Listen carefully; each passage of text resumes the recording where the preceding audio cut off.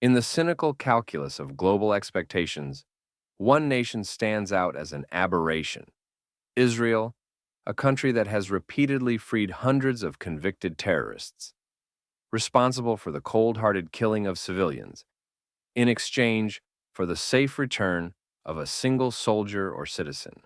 No other country quite like the Jewish one is expected to trade its security, morality, or dignity in exchange for the lives of its citizens. The asymmetry is staggering, and nowhere is this more evident than in the grim arithmetic of prisoner exchange deals.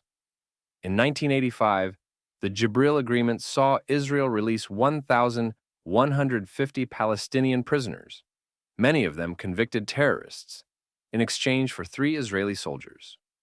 In 2011, the deal to free Gilad Shalit, a kidnapped Israeli soldier, required the release of 1,027 prisoners, including mass murderers responsible for orchestrating deadly bombings. As part of the Israel-Hamas deal announced last week, a total of almost 2,000 Palestinian security prisoners from Israeli prisons are planned to be released during the first phase of the ceasefire agreement in exchange for 33 Israeli hostages, some of whom might not even be alive. That is a whopping 60-to-1 ratio. Each of these transactions leaves Israeli society grappling with a question that is at once moral, strategic, and existential. How many lives is one Israeli worth? This debate reverberates through public opinion, where some champion the sacred value of saving even a single life, while others warn of the security risks and moral compromises these deals entail. Governmental decision-making often reflects this tension, as leaders weigh immediate humanitarian concerns against the long-term implications for national security and justice. And why does the world impose such an outrageous burden on this tiny nation? The bitter irony is encapsulated by Todd Goldstein's sardonic remark: "Can I just kidnap 2 random kids on the streets of New York City and expect the government to release 40 serial killers per kid? Or is this something we only expect the Jews to do?" His question is rhetorical, of course. No other nation would entertain such lopsided deals. The implicit message is that Jewish lives are simultaneously precious enough to warrant extraordinary measures for their rescue, yet expendable enough that freeing murderers who have killed Jews is acceptable collateral damage. These exchanges weigh heavily on Israeli society. Each released prisoner is not merely a theoretical risk, but often a proven one. Many of those freed returned to terrorism, their release celebrated as a victory in Palestinian streets. The moral injury is compounded by the tangible loss. Innocent Israelis have died at the hands of individuals who should never have been free. Consider the case of Yahya Sinwar, a Hamas leader who was released in the Gilad Shalit deal. He became one of the architects of Hamas's terror machine, responsible for the suffering of countless Israelis and Palestinians alike, culminating in October 7th. The specter of recidivism is not a hypothetical. It is a grim reality. Yet, the Israeli ethos insists on valuing every life. This principle is rooted in Jewish tradition, which teaches that saving one life is akin to saving an entire world. This stands in stark contrast to the policies of many other nations, where pragmatism often outweighs such ideals, and hostage negotiations are less likely to involve large-scale concessions or compromises of justice. It is a noble ideal, but one that is weaponized against Israel. Hamas and other terrorist groups exploit this moral code, treating it as a weakness to be manipulated. Hamas demands the release of individuals it describes as quote-unquote political prisoners or freedom fighters from Israeli prisons as part of its broader political and strategic agenda. This demand serves multiple purposes, including these 4. Number 1, strengthening domestic legitimacy through a symbol of resistance and undermining rivals. Securing the release of prisoners helps Hamas portray itself as the protector of Palestinian interests and a champion of resistance against Israel.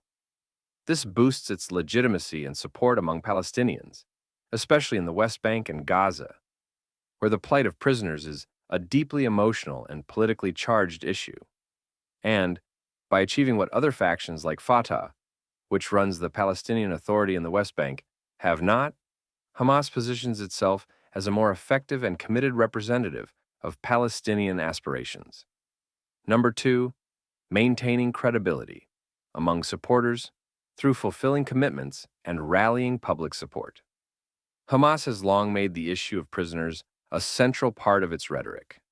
Securing their release demonstrates its ability to deliver on promises and keep its base motivated. And the release of prisoners often results in celebratory public events, strengthening Hamas's image as a force for change and a source of hope. Number 3, operational and strategic benefits through replenishing ranks and demoralizing Israel. Many of the individuals in Israeli custody have military or operational expertise. Their release could bolster Hamas's ranks and strengthen its organizational capabilities. And forcing Israel to release prisoners, especially those convicted of attacks, is a psychological victory for Hamas and its supporters. And lastly, number 4, broader Palestinian political context through challenging the Palestinian Authority and highlighting Israeli policies. The Palestinian Authority, led by Fatah, cooperates with Israel on security matters in the West Bank, leading to accusations of betrayal. Hamas's focus on prisoner release contrasts with the Palestinian Authority's perceived ineffectiveness, furthering Hamas's popularity among Palestinians. And Hamas uses the imprisonment of Palestinians to draw attention to what it claims are unjust Israeli practices, such as administrative detention, imprisonment without trial. This helps it frame its struggle as part of a broader narrative of resistance against occupation. The most galling aspect of this dynamic is the glaring double standard. When an American or European citizen is kidnapped, governments negotiate cautiously, often refusing to accede to terrorists' demands. The logic is clear. Capitulating encourages further kidnappings and endangers more lives in the long term. But when Israel faces such dilemmas, the global chorus shifts. The expectation is clear. Pay any price, free any number of murderers, and bear the consequences quietly. This double standard is not just hypocritical, it is dangerous. It incentivizes terrorism by demonstrating that violence against Israelis is uniquely rewarding, creating a ripple effect that emboldens terrorist organizations worldwide. By observing Israel's concessions, other groups learn that hostage-taking can be a strategic tool to achieve political and ideological aims, eroding the global stance against terrorism and complicating international security efforts. Hostage-taking becomes a lucrative enterprise, perpetuating a cycle of suffering for which Israel is then blamed. For Israelis, the aftermath of these deals is deeply personal. The families of terror victims must watch their loved ones' killers walk free.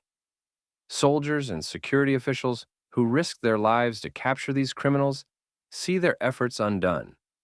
And ordinary citizens live with the knowledge that their safety has been compromised to secure the release of a single individual. This cruel math also fuels internal debates about the limits of the nation's moral responsibility. Critics argue that such deals undermine Israel's deterrence, embolden its enemies, and betray the principles of justice. Proponents counter that the value of a single life justifies the cost, however steep.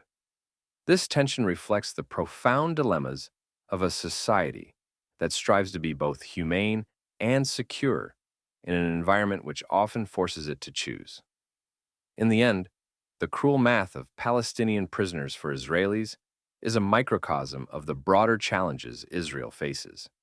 It highlights the impossible choices imposed on a nation that is both vilified and held to impossible standards. It underscores the moral paradox of valuing life in a world that often does not. Until the international community recognizes and rejects this perverse double standard, the cycle will continue, and Israel will remain the only country where the question is not whether to trade murderers for hostages, but how many. In a just world, such calculations would be unthinkable, but in our world, they are Israel's grim reality.